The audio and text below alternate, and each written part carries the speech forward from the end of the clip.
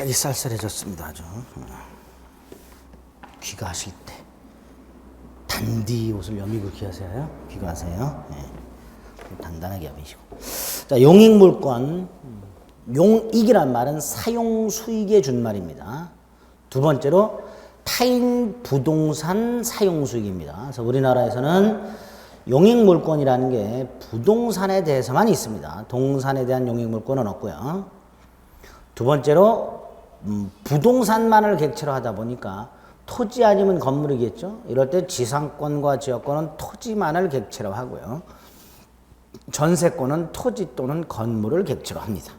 저렇게 타인 부동산을 일정 기간 사용, 수익하는 권리를 용익물권이라고 합니다. 그중에 이제 지상권이 먼저 나온대요.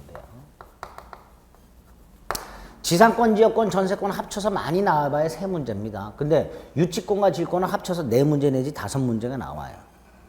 어떤 걸 더 열심히 해야 돼요? 담보물권을 더 열심히 해야 되죠. 근데 더 어려워요. 어쨌든 지상권부터 시작해서 저작권까지 5개 권리를 보셔야 되는데 그중에 이제 3가지가 용익물권이고, 용익물권은 이제 첫 번째로 나오는 게 지상권인데 뜻이 있을 것이고요. 지상권에 어떤 특징이 있는가? 왜 지상권이라는 권리를 만들어 놨을까?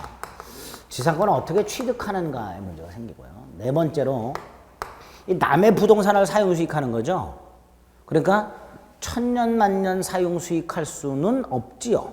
그러니까 언제부터 언제까지 쓸 수 있느냐 이 문제가 나옵니다. 이게 존속 기간이에요. 그리고 존속 기간이 끝나면 재계약하느냐 이 문제가 생깁니다. 그걸 갱신이라고 합니다. 재계약의 문제가 하나 생깁니다. 갱신이라고 하고요. 5번째로 지상권이 이제 효력이 나올 것이고요. 6번째로 지상권이 소멸하게 되는데요. 지상권을 손에 넣어서 이러이러한 특징이 있는 권리를 이렇게 손에 넣어서 이렇게 사용하다가 끝내는 소멸한다. 이런 과정이에요. 목차 자체가. 이때 소멸관에서는 지상권이라는 권리의 특유한 소멸 사유하고요. 소멸의 효과를 보시면 됩니다. 그리고 마지막으로 특수지상권이라고 해서 구분지상권, 분묘기지권,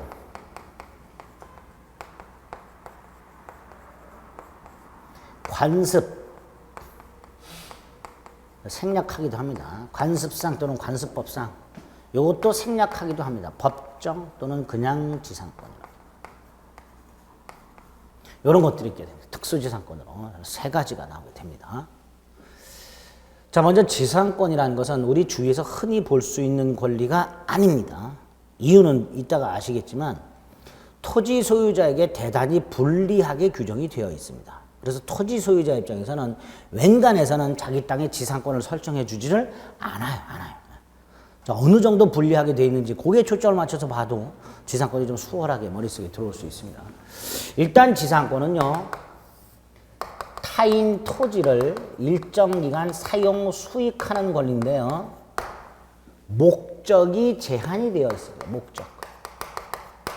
어떤 목적이냐? 타인 토지에서 건물, 공작물, 수목 따위를 소유할 목적이라고 되어 있습니다.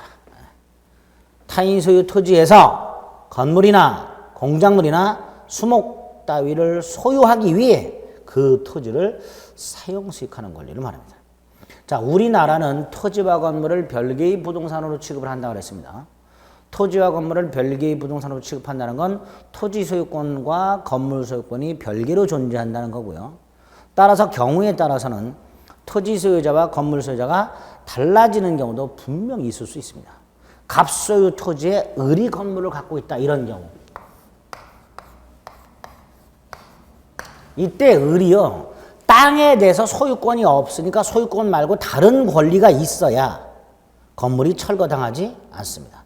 만약에 을이 땅에 대해서 아무런 권리도 없이 건물을 갖고 있다면 이 건물은 철거됩니다. 그래서 마련된 제도가 지상권이다라고 생각하시면 돼요. 을이 자신 소유 토지가 아닌 타인 소유 토지에서 건물 따위를 소유하기 위해 그 타인 소유 토지를 사용하는 권리가 지상권이다. 이렇게 기억하시면 됩니다. 자, 타인 토지에 대한 권리, 그 타물권 이렇게 불러요. 그 다음에 갑소유 땅은 일필지가 굉장히 넓은데 나는 건물 조그마한 거 하나 짓고 싶어요. 그럼 땅을 전부 빌릴 필요가 없지요. 일부만 써도 상관없습니다. 아하, 지상권의 객체는 타인 토지인데 그 타인 토지 일필 전부여도 되고 일부여도 무방하구나 이렇게 될 겁니다. 두 번째로 지금 이제 지상권의 특징을 보는 겁니다. 이걸 소유할 목적으로 사용하는 게 지상권의 내용입니다. 그래서 을이 갑소유 땅의 지상권을 갖고 건물을 소유할 목적으로 지금 토파기 공사를 하고 있어요. 건물이 없어요. 없어도 지상권은 성립합니다. 그렇죠? 건물을 소유하려면 먼저 땅밭을 파야 될 거 아니에요. 근데 땅 파고 있는 동안에는 건물이 없죠. 건물이 없어도 지상권은 성립합니다. 다시 말해서 지상권이 있든 없든 지상물이 건물이 있든 없든 지상권은 유효하게 성립하고 존속하게 됩니다. 이걸 이렇게 말합니다. 지상물의 현존은 지상권의 성립요건도 존속요건도 아니다. 이렇게 말을 해요. 세 번째로 지료 꼭 줘야 될까? 안 줘도 됩니다. 민법에서는 지상권은 꼭 지료를 줘라 이런 규정이 없어요. 그래서 당사자들 사이의 약정을 통해서 지료를 줄 수도 있고 안 줄 수도 있습니다. 즉 유상지상권도 있고 무상지상권도 있습니다. 이걸 이렇게 말합니다. 지료지급은 지상권의 요소가 아니다. 이렇게 말을 합니다. 지료지급은 지상권의 요소가 아니다. 이런 것들이 일단 지상권의 의미 및 특징이 될 겁니다. 의미 특징. 자, 이런 지상권을 어떻게 취득할까? 두 가지 방법이 있어요.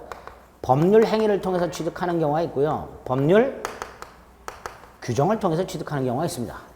법률 행위를 통해서 취득한다는 것은 지상권을 취득하고자 하는 자와 토지 소유자 사이에 지상권 설정 계약을 하고요.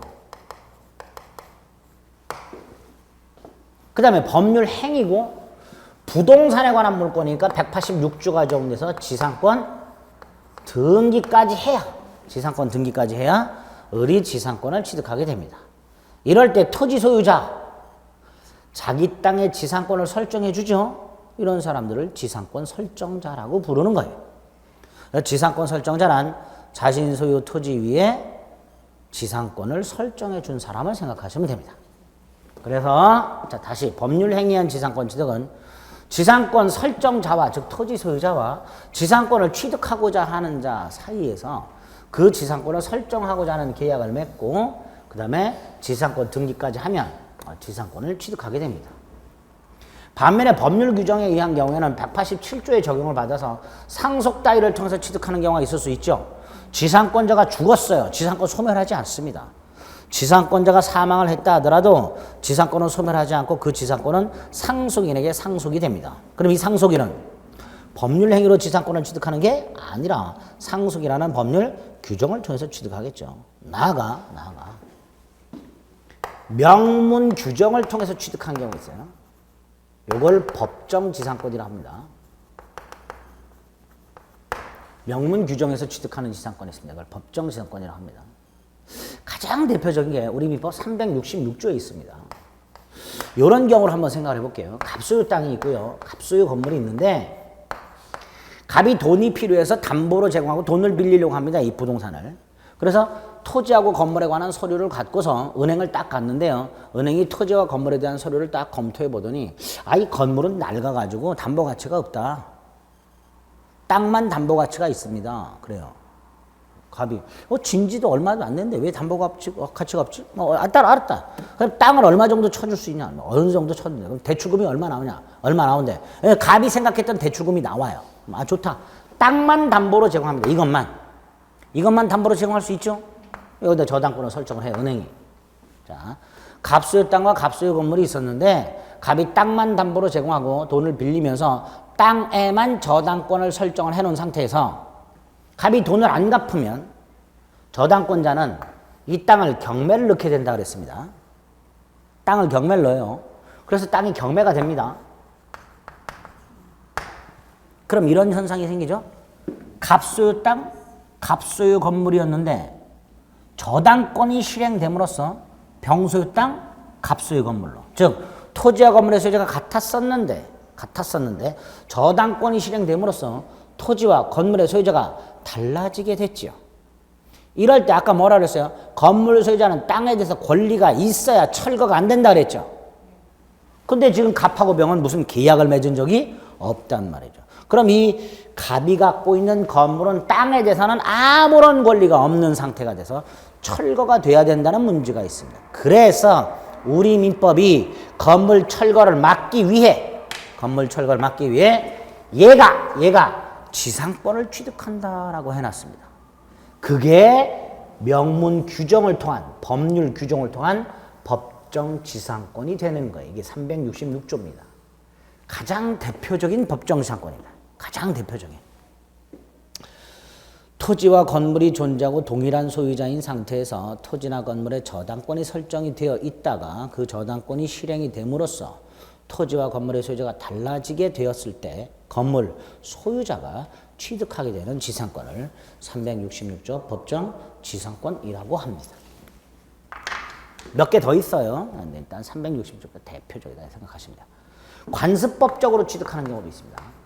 규정은 없지만 뭐에 의해서? 관습. 그게 두 개예요. 분묘기지권과 관습법상 지상권 두 가지입니다.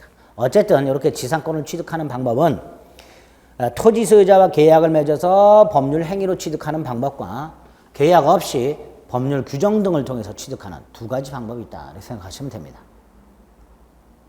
네 번째로 존속기간 및 갱신이 나오는데요.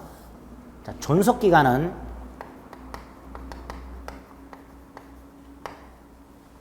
우리 민법상 존속기간이 두 가지 유형이 있습니다. 하나가 최장 존속기간이라는 게 있고요. 또 하나가 최단 존속기간이라는 게 있습니다.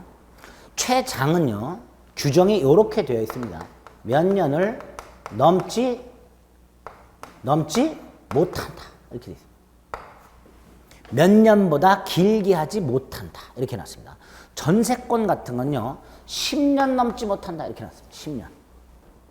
만약에 부동산 소유자하고 전세권을 취득하고자 하는 자가 전세권 계약을 하면서 12년으로 정했다. 기간을. 그러면 10년으로 단축시켜 버립니다.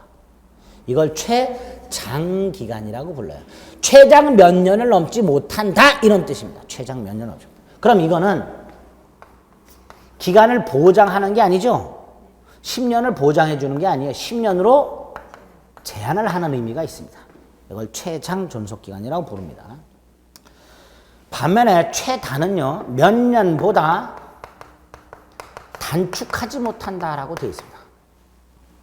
예를 들어서요, 30년보다 단축하지 못한다라고 되어 있다면요, 존속기간을 정할 때 25년 이렇게 정했다면 30년으로 연장을 시켜버립니다. 그럼 결국 30년보다 단축하지 못한다라고 되어 있다면 최소 몇 년은 보장해 주겠다는 거예요. 30년. 그래서 이건 기간 보장의 의미가 있습니다. 이렇게 두 가지 유형의 존속기간이 있어요. 앞으로 용익물권이나 용익적 채권에서는 항상 존속기간에 문제가 생기고 그 존속기간이 최장인지 최단인지를 구별해서 머릿속에 기억을 해 두셔야 됩니다. 지상권은요, 최장은 없고요, 최단만 규정을 해놨습니다. 지상권은.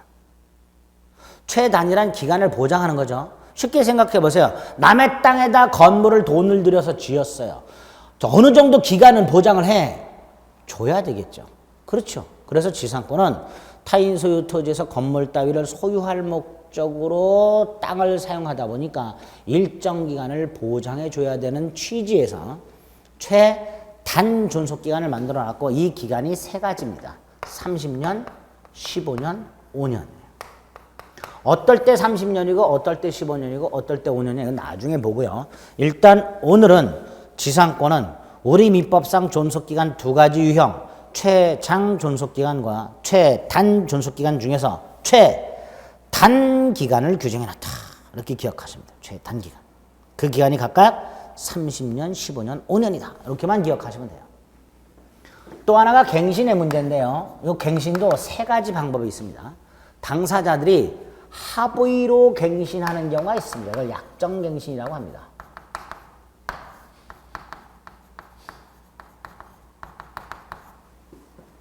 잘 생각해 보세요. 어떤 권리든 어떤 계약이든 당사자가 합의로 기간을 연장하는 걸 법이 굳이 막을 이유는 없지요. 그러니까 어떤 권리든 어떤 계약이든 약정갱신은 다 허용이 됩니다. 지상권도 마찬가지입니다. 또 하나가 법정갱신이라고요. 묵시적 갱신이 있습니다. 요거는요, 일정한 법에서 정한 요건을 갖추게 되면, 법에서 정한 요건을 갖추게 되면 갱신한 것으로 간주해버려요. 법에서 정한 요건을 갖추면 갱신한 걸로 봐버려요. 갱신한 걸로. 갑의 자전거를 을이 빌려서 탑니다. 1시간을 빌려 탔는데요. 1시간이 지났는데도 을이 계속 타고 있고요. 갑이 타고 있는 걸 보고 기간 지났으니까 달라 그래야 될 거 아니에요. 근데 타고 있는 걸 그냥 내깔려둬요. 그러면 어느 시점이 지나면 사람들이 봤을 때 을은 더 타겠다고 생각하고 있는 거고 갑도 더 타게 내버려 둬야 되겠구나라고 생각하고 있는 거구나라고 생각을 할 수가 있겠죠. 이렇게 당사자들이 하는 행동을 보고 얘네들은 갱신할 생각이 있나 보다라고 판단하는 거예요. 그걸 법정갱신, 묵시적 갱신이라고 부릅니다. 그런데 지상권은 이게 없어요. 법정갱신이. 왜 없는지 생각을 해보겠습니다. 예를 들어서 수목소유 목적이면 최단이 몇 년이에요? 30년이에요. 자, 그러면 토지 소유자 입장에서는 30년간 토지를 사용하지 못한다는 거예요. 그런데 어물어물하다가 법정갱신이 됐어요. 그럼 또 30년이죠. 어물어물 2번 하면 몇 년이에요? 60년, 60년. 처음에 30년 계약했고 어물어물 한 번 해서 30년 연장됐어요. 또 어물어물해서 또 30년 연장해요. 2번 어물하면 90년입니다. 토지 소유자는 죽기 전까지는 자기 땅을 밟질 못해요. 잘못하다가. 그렇죠. 그래서 지상권에는 아예 법정갱신 따위는 없습니다. 세 번째 방법이 갱신의 간접적 강제라는 게 있어요. 이 갱신의 간접적 강제는 이런 겁니다. 어느 한쪽이요, 법에서 정해놓은 일정한 요건을 갖췄을 때, 법에서 정해놓은 일정한 요건을 갖췄을 때 상대방에게 갱신을 해달라라고 청구합니다. 이때 상대방이요, 알았다! 그러면 약정갱신으로 가는 거예요. 그렇죠? 갱신을 청구했을 때 오케이! 그럼 약정갱신으로 갈 거예요. 문제는 갱신을 청구했더니 거절을 합니다. 나 여기 조금 더 살게요. 그랬더니 NO! 그러면 보통은 그걸로 끝이잖아요. 근데 이 경우에는요, 그래? 그럼 이거 사라! 매수를 청구했어요. 뭘 매수하라? 학원과 계약을 했습니다. 학원에서 강의를 더 들으려고 그래요. 그랬더니 학원에다가 물어봅니다. 더 갱신하고 싶은데요. 더 듣고 싶은데요. 그랬더니 학원이 안 돼요, 당신은. 그럽니다. 그러면 그래요? 책 사세요. 이런 구조로 생각하시면 돼요. 갱신을 청구했더니 상대방이 거절하더라. 그럼 이거 사라. 이때 이 사라는 거절을 못합니다. 이거는. 무조건 사야 돼요. 무조건 사야 돼요. 거절하면. 그러면 갱신을 청구받았을 때 청구받은 사람은 고민 좀 해야 되죠. 왜? 거절하면 사기 싫은 물건도 억지로 사야 되니까. 그래서 요 구조가 갱신의 간접적 강제, 심지어 강요 수단으로 활용이 되고 있습니다. 지상권에 이게 있어요. 자, 지상권, 법정 요건을 생각해 봅니다. 지상권이 존속기간이 만료돼서 소멸합니다. 갑소유 땅에 을이 지상권에 터잡아서 건물을 갖고 있었는데 존속기한이 30년이 딱 만료가 됐습니다. 자, 존속기한이 만료가 됐고요. 을이 소유하는 지상물인 건물이 현존하고 있죠. 이 두 가지 요건. 지상권이 기간이 만료로 소멸을 하고요. 지상권자 소유의 건물과 같은 지상물이 남아있더라. 이 두 가지 요건. 이 두 가지 요건. 다른 이유로 지상권이 소멸하면 안 됩니다. 다른 이유로 소멸하면 안 되고 지상권 존속기간이 만료로 소멸을 하고 존속기간 만료로 소멸하고 아이고야 너무 두드렸네. 지상권이 존속기간 만료로 소멸하고 지상권자소의 지상권이 남아있을 때 이 두 가지 요건을 갖추면 지상권자는 지상권 갱신을 청구할 수 있고요. 토지 소유자가 거절을 하면 건물을 사라고 청구할 수 있고요. 토지 소유자는 무조건 건물을 사야 됩니다. 이런 갱신의 간접적 강제선이 지상권에 마련이 되어 있다. 지금 본 존속기간과 갱신에 관련된 내용은 법 조문의 내용입니다. 이 무슨 논리적인 필요성이 있거나 정밀한 이론이 있는 게 아닙니다. 규정이 이렇게 되어 있으니까 이건 자꾸 보셔갖고 암기를 좀 하셔야 되겠다라는 생각을 하셔야 됩니다. 아시겠죠? 네. 자, 존속기간의 갱신이 우리 민법에 이런 유형이 있고 지상권에는 어떤 건 채택하고 있고 어떤 건 채택하지 않고 있다. 이렇게 정리하시면 돼요. 자, 지상권의 효력을 간단히 봅니다. 효력. 지상권자는 일단 가장 기본이 되는 게요. 토지를 사용 수익할 수 있습니다. 두 번째로 토지를 사용 수익하려면 점유해야 돼요. 그러니까 토지 점유권이 인정이 됩니다. 세 번째로 물권이기 때문에 침해가 되면 물권적 청구권이 인정이 됩니다. 소유권에 있는 물권적 청구권을 빌려다 쓸 수 있도록 해놨습니다. 물권적. 이 지상권의 기본적인 효력입니다. 두 가지를 조심하시면 돼요. 하나가 지료예요. 아까 지상권에서 지료는 지상권의 요소가 아니라 그랬죠. 지료를 줄 수도 있고 안 줄 수도 있어요. 그런데 만약에 지료를 지급하기로 약정을 했을 때 그럼 유상이죠. 두 가지가 문제가 됩니다. 하나가 약정한 지료가 너무 저렴해지거나 너무 비싸지거나 보통 기간이 막 30년 이렇게 되다 보니까 최초에 정했던 지료가 너무 저렴해지거나 너무 비싸지거나 하는 현상이 특히 너무 저렴해지는 현상이 있을 수 있죠. 땅값은 계속 오르니까 이럴 때 어느 한쪽 당사자는 상대방에게 지료 증액이나 지료 감액을 청구할 수 있고요. 상대방의 동의나 승낙을 받을 필요가 없습니다. 일방적 권리예요. 그래서 예를 들어서 설정자가 증액을 청구하면 증액됩니다.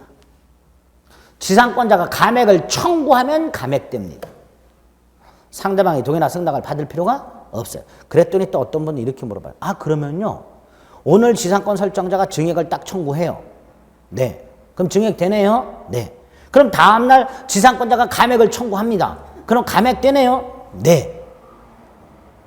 그랬더니 그게 뭐냐고 물어보세요. 그럼 서로 하루는 설정자가 증액 청구하고 다음날은 지상권자가 감액을 청구하고 계속 이러다 보면 결국 증액도 감액도 안 되는 거 아닙니까? 그걸 왜 그분이 걱정을 하실까 이해가 안 돼. 지상권자하고 설정자가 그렇게 서로 매일 싸움박질하는 걸 왜 그분이 걱정을 하실지 이해가 안 돼. 근데 그걸 걱정하고 계시더라고요. 하루는 설정자가 증액 청구하고 다음날은 지상권자가 감액 청구하면 어떻게 되나요? 아, 그걸 왜 걱정을 해요? 시험 문제 나오지도 않는 걸. 법원 가면 돼요. 법원으로 가면 됩니다. 증액을 청구하면 증액되죠. 근데 상대방이 순순히 증액을 안 해줘요? 그럼 법원 가면 돼요. 그럼 법원이 알아서 증액하라, 감액하라 판결 내려줍니다. 그걸 왜 혼자 고민하고 계시는지 나 이해가 안 돼 도대체. 여러분이 알아두실 것은 이 지료증감 청구권이라는 것은 상대방의 동의나 승낙을 받을 필요가 없는 권리라는 거. 문제는 예를 들어서 증액을 청구했는데 상대방이 순순히 증액을 안 해준다. 그럼 증액 재판으로 가면 돼요. 그래서 증액 청구가 타당하다 그러면 법원이 증액하라고 판결을 해줍니다. 상대방이 동의하든 말든. 일방적 권리라는 거 이거 기억하시면 돼요. 서로 하루는 증액 청구하고 상대방이 다음 날은 감액 청구하고 이걸 걱정할 이유가 하나도 없습니다. 법원이 알아서 해줍니다. 이렇게 약정한 지료가 경제사정의 변동으로 상당하지 않게 되었을 때 서로 상대방에게 일방적으로 증액이나 감액을 청구할 수 있는 길이 열려 있고요. 또 하나가 약정한 지료를 2년 이상 연체를 하게 되면요. 지상권자가 2년 이상 지료를 안 줘요. 그러면 설정자는 지상권 소멸 청구할 수 있습니다. 이것도 지상권자의 동의나 승낙을 받을 필요가 없는 일방적 권리입니다. 일방적으로 지상권 소멸을 청구할 수 있습니다. 그래서 설정자가 지상권 소멸을 청구하여 소멸 청구의 의사 표시가 지상권자에게 도달하면 지상권은 소멸하게 됩니다. 또 하나가 지상권 양도예요. 보세요. 갑소유 땅에 을이 지상권을 갖고 있습니다. 을이 돈이 필요합니다. 갑자기 두 가지 방법. 지상권을 파는 방법이 있고요.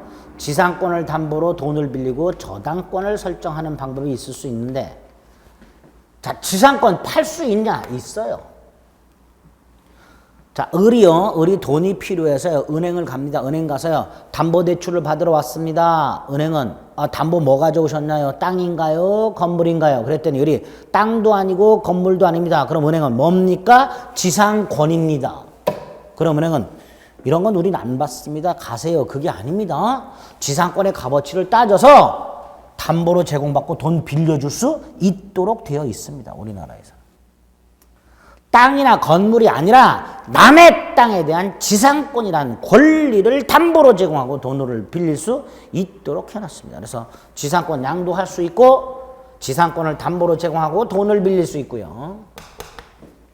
세 번째로 이 땅 누구 소유예요?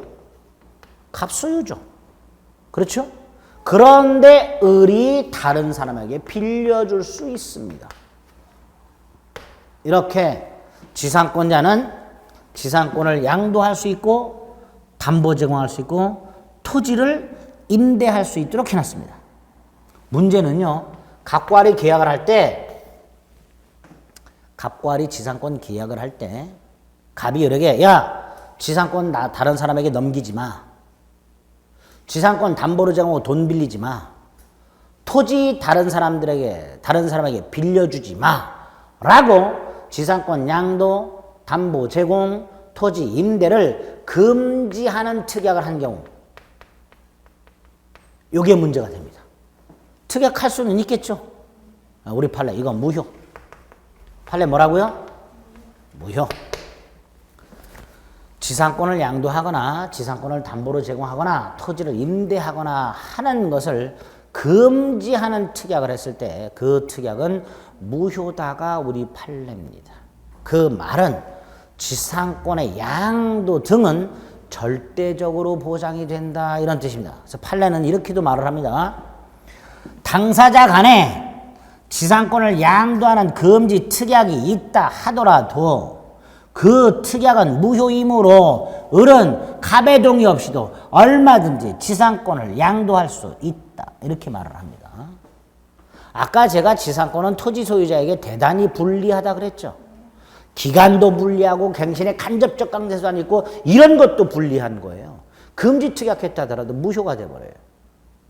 그래서 토지 소유자 입장에서는 지상권을 잘 설정을 안 해주게 됩니다. 어쨌든 이렇게 금지 특약은 무효다. 이제 여기까지는 괜찮은데 요거 조심하세요. 을이 만약에 건물을 소유하고 있어요. 이 건물 을이 팔아먹을 수 있나요? 없나요? 건물 팔아먹을 수 있죠? 자기 거니까. 건물을 담보로 제공하고 돈 빌릴 수 있을까요? 있지요. 건물 다른 사람에게 임대할 수 있을까요? 있지요.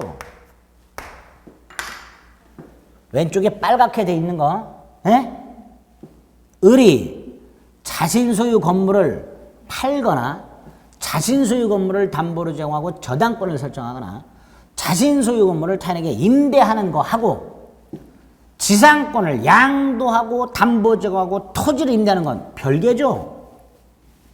별개죠. 이걸 구별하셔야 돼요. 결국 을이라는 사람은 권리를 두 개를 갖고 있는 거예요. 갑소유 땅의 지상권이라는 권리와 그 땅의 건물 소유권이라는 권리 두 개를 갖고 있는데 이때 지상권과 건물에 대한 권리는 별개의 권리라는 거. 물론 나중에 보면 운명을 같이 하는 성질은 있습니다. 그러나 원칙적으로 요 놈과 요 놈은 별개의 권리니까 이렇게 각각 양도가 가능해지는 거예요. 그리고 이 빨간 건 규정이 있을 필요가 없습니다. 갑이 자기 소유물을 팔겠다는 거 굳이 규정을 둘 필요가 없지요. 그래서 다시 한번 지상권자가 지상권을 양도하거나 지상권 자체를 담보로 제공하고 저당권을 설정해 주거나 토지를 임대하는 경우하고 그 지상권자가 타인 토지 위에 있는 갖고 있는 자신 소유의 지상물을 양도하거나 담보로 제공하고 저당권을 설정하거나 그 지상물을 타인에게 임대하는 거 하고 요거하고를 개념상 구별을 해 두셔야 됩니다. 됐죠? 이렇게 가능해요.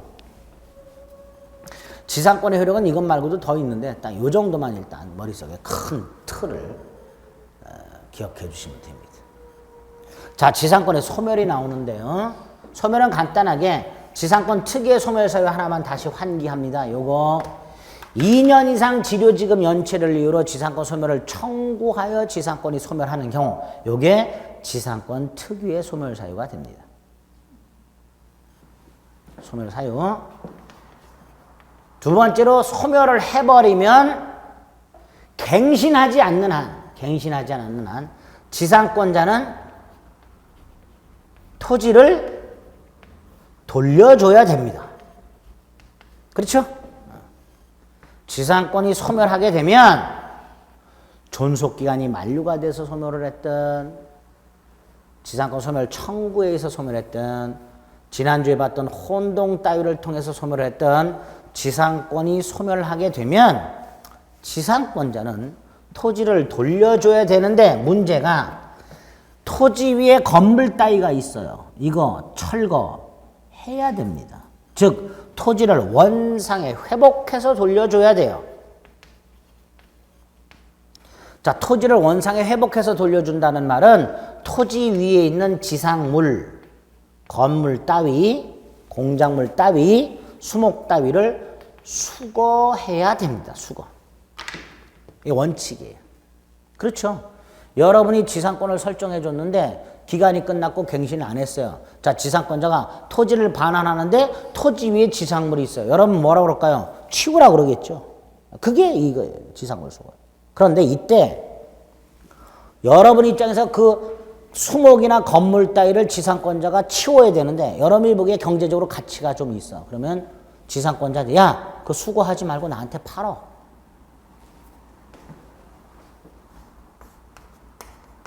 지상권 설정자가 지상권자에게 지상물을 팔아라 라고 청구할 수가 있습니다. 아까도 지상물 매수 청구권이 있었어요. 여기. 그렇죠? 여기서 매수 청구권은 건물을 사라. 이거는 팔아라. 네? 같은 매수지만 한자가 달라요. 이거는 사라. 이거는 팔아라. 둘 다 일방적인 권리는 공통적입니다. 그런데 하나는 사라고 요구하는 권리고요. 하나는 팔으라고 요구하는 권리입니다. 그래서 지상권에는 지상권자도 이런 요건 하에 사라고 요구할 수 있는 권리가 있고요. 지상권이 소멸했을 때 설정자도요. 지상물을 수거하려는 지상권자를 상대로 팔으라고 요구할 수가 있습니다. 이렇게 지상권에는 지상물 매수 청구권이 두 개가 있습니다. 됐지요? 여기까지. 그리고 이제 비용 상환의 문제가 있는데요. 비용 상환은 지금 몰라도 됩니다. 어쨌든 지상권의 기본적인 내용이 이 정도예요. 지상권의 뜻, 특징, 취득 중에서 법률 규정에 한 취득, 존속기간님 갱신이 이런 유형이 있는데 지상권은 어떻게 규정이 되어 있는가? 지상권의 효력 중에서 특히 지료와 관련된 것과 지상권 양도와 관련된 것들, 그리고 지상권 소멸 사유 및 소멸의 효과까지, 여기까지가 기본 세팅이 되는 거예요. 어렵지 않죠? 자, 이제 특수지상권 3가지 나왔습니다. 이것도 이제 개념만 딱 잡으시면 돼요.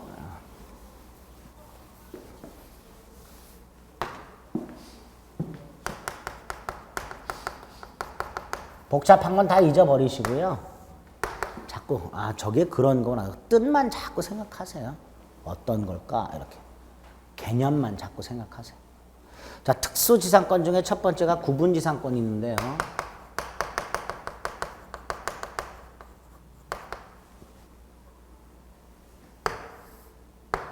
갑소유 땅이 있고 을소유 땅이 있어요. 그리고 여기 또 갑소유 땅이 있습니다.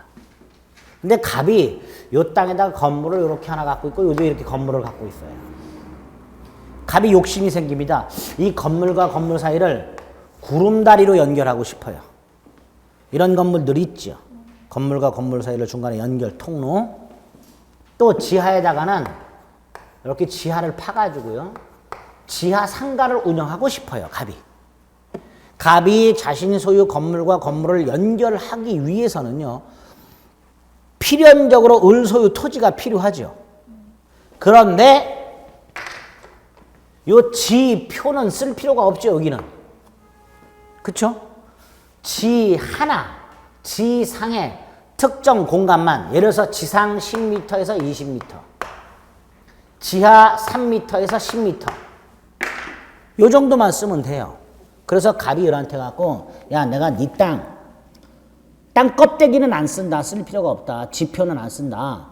땅 밑 3m부터 10m까지, 땅 위 10m부터 20m까지 그 사이만 좀 쓰자. 그렇게 할 수 있는 권리가 주거지상권이에요. 그렇게 할 수 있는 권리.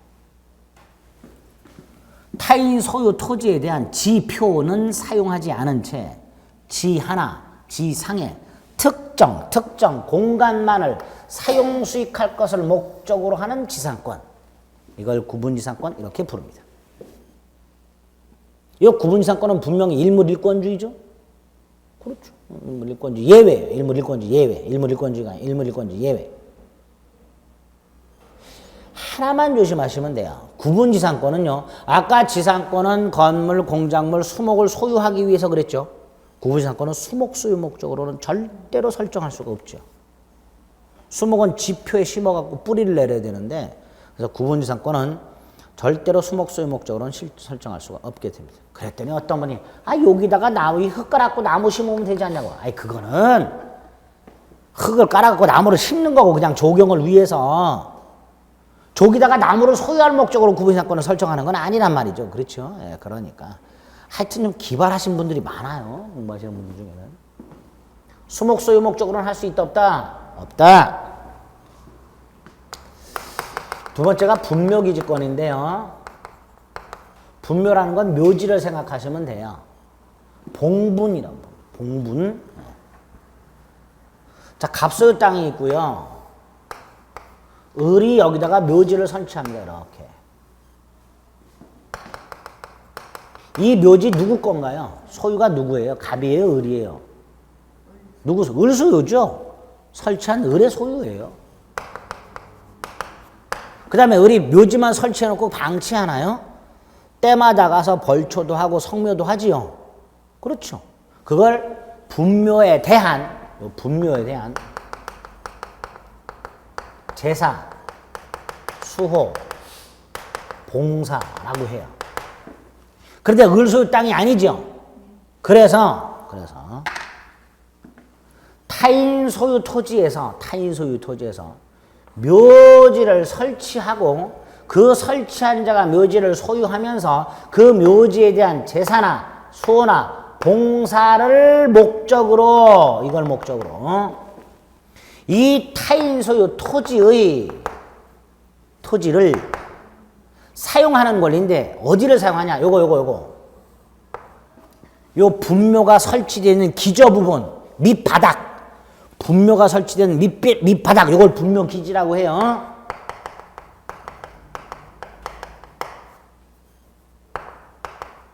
플러스 요거 왜 여기 성묘 지내고 그러려면 옆 공간도 써야 되죠. 주위에 공지,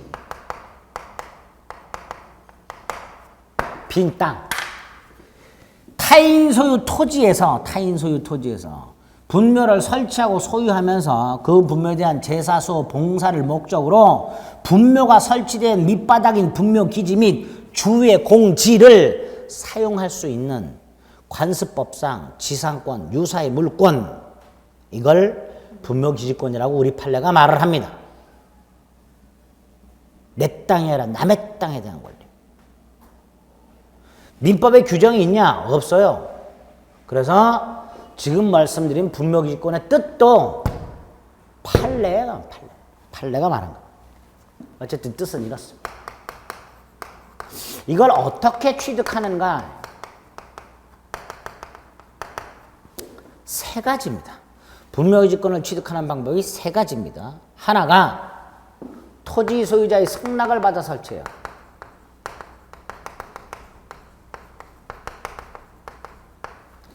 갑소유 땅이 있는데요. 임야가 있는데 을이 가가지고요. 아, 얼마 전에 우리 아버님이 어제 돌아가셨는데 마땅한 묘자리가 없다. 네 임야 내가 좀 지료를 줄 테니까 뭐 주든 안 주든 좀 묘자리 좀 쓰자. 보통 가면 뭐라 그럴까요? 뭔 개풀 뜯어먹는, 아, 그래요? 쓰라 그래요? 안 돼! 이렇게 말하는 경우도 있겠지만, 알았다. 뭐, 임야 나 그거 뭐, 개발할 것도 아니고, 오지에 있는 건데, 고인, 평안을 위해서 써야지 뭐. 그렇게 승낙을 받아서 설치하는 경우, 이게 가장 자연스러운 거예요. 그렇죠? 가장 정상적이고. 그런데 갑이, 안 돼. 나도 내 땅에다 우리 조상묘 안 쓰는데 네가 왜 쓰냐? 거절을 딱 합니다. 그럼 우리는 방법이 없죠? 네? 있어요. 몰래 일단 설치해요. 거절당한 을이요. 그래 알았어. 물러났다가 갑이 안 볼 때 가서 묘자리를 씁니다. 쓰고 20년 지나면 몇 년? 토지 소유자의 승낙을 받지 않고 분묘를 설치하고 20년이 지나면 분묘기지권을 시효 취득한다라고 합니다. 우리 판례가. 그래서 땅 가지고 계신 분들, 특히 임야 같은 거 갖고 계신 분들은 20년 되기 전에 한 번씩은 가봐야 돼요. 혹시라도 동네 사람들이 묘자리를 썼는지. 에? 만약에 20년 동안 한 번도 안 가보고 한 21년째쯤 한 번 가봤는데 묘지가 듬성듬성 있어. 누구 거냐고 수소문해서 찾아내서 이장하라. 못합니다. 이미 그 사람들은 뭘 취득했어요? 분묘, 기지권. 이렇게. 타인 토지에 분묘를 설치하고 20년이 지나면 분묘 기지권을 시효 취득한다라고 합니다. 특히 이거는요. 우리 판례에 하면요. 더 황당한 게요. 지료를 지급할 의무도 없다. 이렇게 돼요. 뭐도 없다고요? 지료 지급 의무도 없다예요. 잘 생각해 보세요. 남의 땅에 묘지를 설치하고 20년을 소가리를 하면서 사는 사람 아니에요, 이거. 후손의 경우에는. 그렇죠? 불쌍하니까 지료도 주지 마라. 그런 거예요. 그래서 분묘기지권의 시효 취득의 경우에는 뭐도 없다? 지료 지급 의무도 없다가 판례입니다. 세 번째가요. 갑소유 토지인데요. 갑의 아버지 묘를 썼어요, 여기다가. 이렇게. 그럼 갑소유 땅, 갑소유 분묘죠. 이 상태에서 갑이 땅을 을에게 팔아요. 땅만. 보통의 경우에는 을은 이 땅 가보겠죠. 가봤더니 묘지가 있어요. 그럼 갑에게 물어볼 겁니다. 뭐냐? 그랬더니 갑이 우리 아버지 묘지다. 그럼 이장하라. 알았다. 뭐 이렇게 얘기하겠죠. 그렇게 하는 게 보통인데 이 을이 안 가봤어요. 땅을. 그냥 갑한테 돈 주고 사고 등기를 넘겨받았어요. 소유권을 취득한 다음에 가봤어. 갔더니 묘지가 하나 있네요. 그럼 팔아먹은 갑한테 가겠죠. 야, 내가 지난번에 너한테 땅 샀는데 오늘 가봤더니 묘지가 하나 있더라. 그 뭐냐? 그랬더니 갑이 우리 아버지 묘지로 쓴 건데 우리 야 이장해. 그럼 갑은 못해. 그럼 우리는 왜 못해? 그럼 갑은 우리 판례가 나한테 분묘기지권을 인정해. 이렇게 말을 하면 돼요.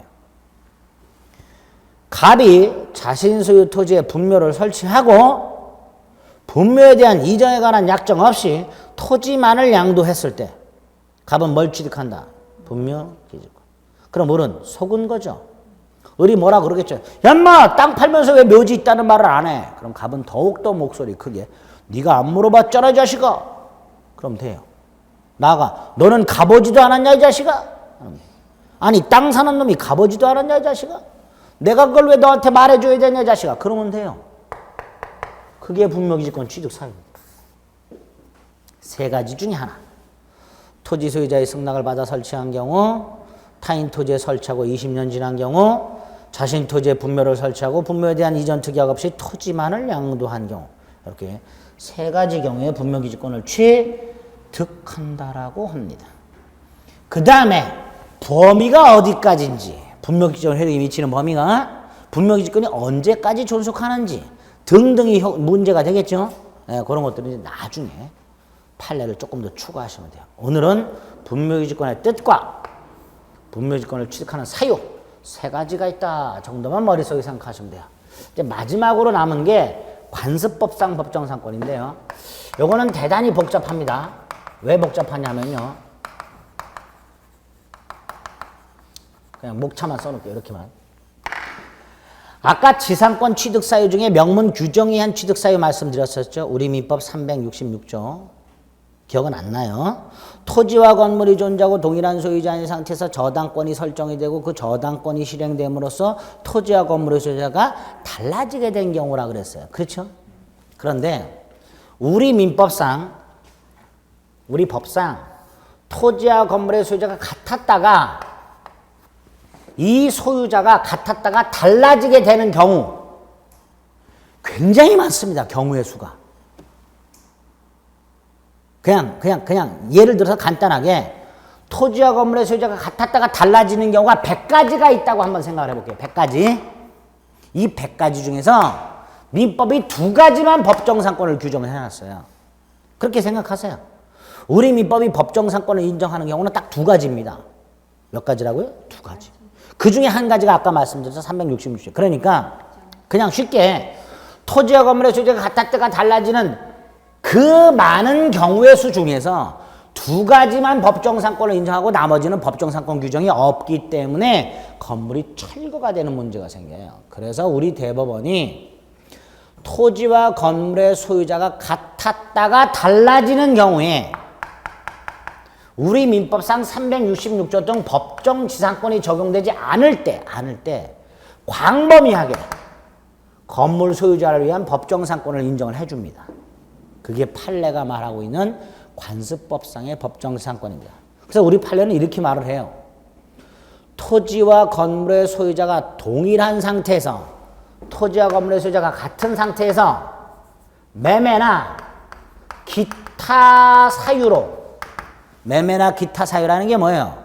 이유를 묻지 않고 매매가 됐든 뭐가 됐든 토지 소유자와 건물 소유자가 달라지게 되면 건물 소유자가 법정지상권을 취득한다라고 말을 해요.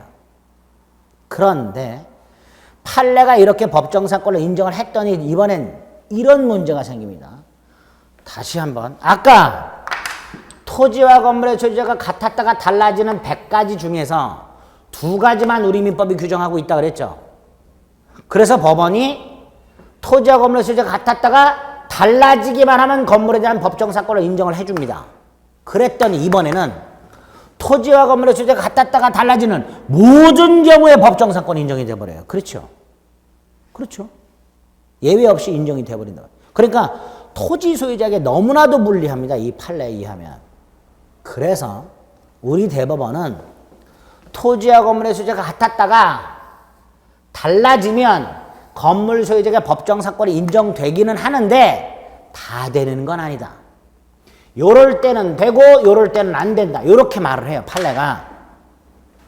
그래서 관습법상 법정상권이 우리 대법원에 의할 때 인정되는 경우와 인정 안 되는 경우를 구별해내셔야 돼요. 나중에.